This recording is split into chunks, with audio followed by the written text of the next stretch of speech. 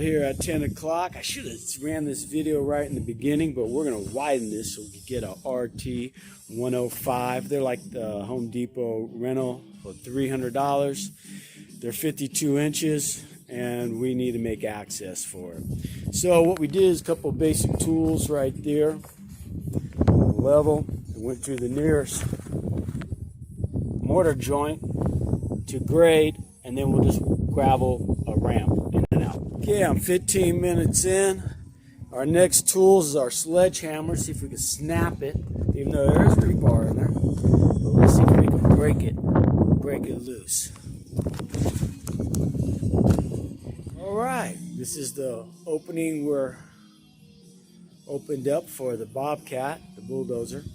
Gonna bring in the aggregate and the backfill, leveling out the yard. So we'll take the gate off last minute, dump a pile of gravel right there over that first spacey footing row of where that column was.